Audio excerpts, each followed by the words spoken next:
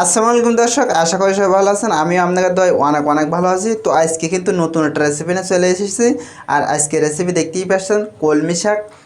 তো আমি কিন্তু কলমি শাকগুলি খুবই সুন্দর করে ধুইয়ে কিন্তু খুবই সুন্দর করে কেটে আবারও ধুয়ে নিয়েছি। তো এই কলমি শাক কীভাবে রান্না করতে হয় আজকে দেখাবো। তো আমি কিন্তু এখানে দেখতেই পাচ্ছেন কাঁচামরিচ নিয়ে নিয়েছি, রসুন নিয়ে নিয়েছি, পেঁয়াজ কুচি নিয়ে নিয়েছি, আর নিয়ে নিয়েছি আদা কুচি, আর নিয়ে নিয়েছি চিংড়ি মাছ। কিন্তু শাক আগে কেটে ধুয়ে রেখে দিয়েছি পানি ঝরিয়ে। আর মশলা কিন্তু এই সব নিয়ে নিয়েছি।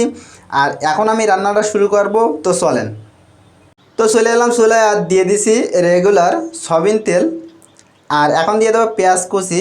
আর পেঁয়াজ কুচিটা দিয়েই কিন্তু একটু নাড়াচাড়া করে বাদামি কালার করে কিন্তু একটু হালকা ভেজে নিতে হবে।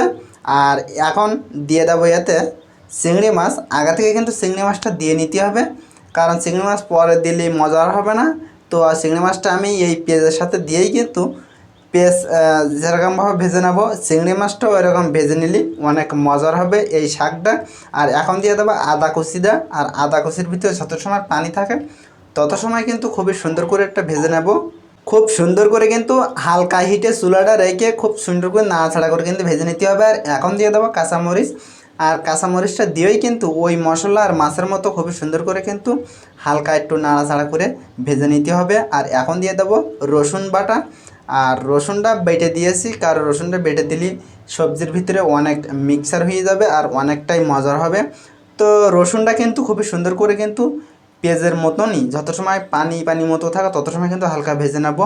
আর এখন কিন্তু আমার পানি মশলা সব দেওয়া হয়ে গেছে। আর এখন দিয়ে দেব স্বাদ মতো লবণ। আর লবণ কিন্তু একটু কম দেওয়ার চেষ্টা করবেন, বেশি হয়ে গেলে কিন্তু সবজি ভালো লাগবে না। পরের দিনই দেওয়া যাবে, কিন্তু আগে বেশি দেওয়া যাবে না। তো আমি কিন্তু লবণটা দিয়ে দিয়েছি। আর এখন কিন্তু শুকনো মশলাগুলি দেওয়ার সময় তো এখন দিয়ে দেব হলুদের গুঁড়া। পরিমাণ মতো হলুদ দিয়ে দিয়েছি, বেশি দেওয়া যাবে না, তাহলে কিন্তু শাক অনেক হলুদ হলুদ ঘেরান খাবে।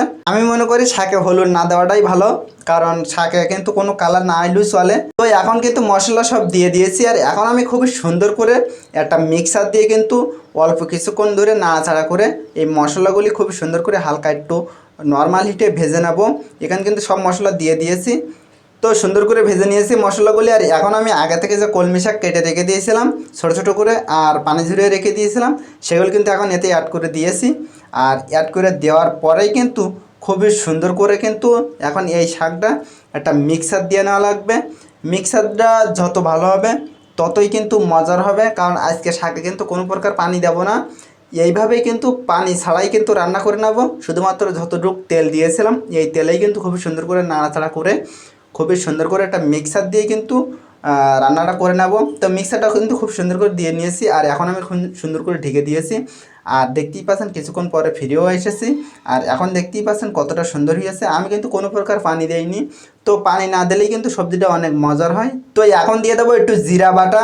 আর রান্না কিন্তু প্রায় শেষ পথে। তো এখন কিন্তু একটু মশলাগুলি দিয়ে নেবো, আর দিয়ে নেবো কিছুটা জিরার গুঁড়া। তো আমি কিন্তু জিরা বাটা জিরা গুঁড়া কিন্তু দুই রকম দিয়ে দিয়েছি। আর এই দুই রকম দিলেই কিন্তু অনেক ঘেরান হয় আর অনেক মজার হয়। তো এখন কিন্তু খুব সুন্দর করে একটা মিক্সার দেওয়ার পালা। তো আমি কিন্তু খুব সুন্দর করে একটা মিক্সার দিয়ে নিয়েছি। আর যেহেতু মশলা দিয়েছি আর কিছুক্ষণ সময় ঢেকে রেখে দেবো। আর ফিরে আসবো কিছুক্ষণ পরে।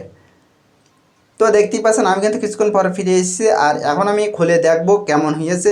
তো দেখতেই পাচ্ছেন খুবই সুন্দর হয়েছে আর খুবই সুন্দর একটা ঘ্রাণ বেরোচ্ছে। তো এখন আমি পরিবেশন করে দেখাবো কেমন হয়েছে আজকের এই রেসিপি। তো এইরকম শাক সবজি হোক আর যে কোনো ভাজি ভুজি হোক, আপনি কিন্তু যদি পানি ছাড়া রান্না করেন তাহলে কিন্তু অনেক মজার হবে। তো বাসায় একবার হলেও এরকম পানি ছাড়া রান্না ট্রাই করে দেখবেন, অনেক মজার হবে। তো আজকের রেসিপি কিন্তু অনেক মজার হয়েছে। আর দিকেই বুঝতে পাইতেছেন আজকের রেসিপিটা কতটা মজার হয়েছে। আর পানি ছাড়া রান্না করলে কিন্তু এমনিই মজার হয়, সবাই জানে। তো আজকের এই রেসিপি কিন্তু আমার মতো এরকম করে কিন্তু রান্না করলে অনেক মজার হবে। আর আজকের রেসিপিটা কিন্তু আমি খুবই সুন্দর করে কিন্তু এরকম অনেক মজার করে কিন্তু রান্না করে নিয়েছি। তো আজকের এই রেসিপি আপনি বাসায় একবার হলে এইভাবে ট্রাই করে দেখবেন, অনেক মজার হবে। আর এই শাকটা কিন্তু রাঁধতে পারলে অনেক মজার হয়। তো এইভাবে একবার হলেও ট্রাই করে দেখবেন। আর দেখতেই পাচ্ছেন কতটা সুন্দর হয়েছে আজকের এই রেসিপিটা রান্না। তো আজকের এই রেসিপির ভিডিও যদি আপনার ভালো লেগে থাকে অবশ্যই একটা লাইক দিয়ে দেবেন।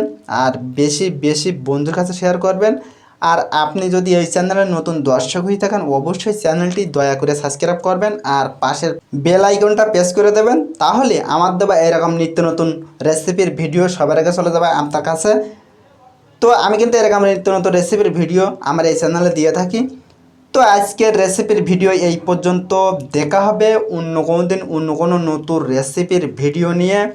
সেই পর্যন্ত সবাই ভালো থাকেন, সুস্থ থাকেন, আল্লাহ হাফেজ।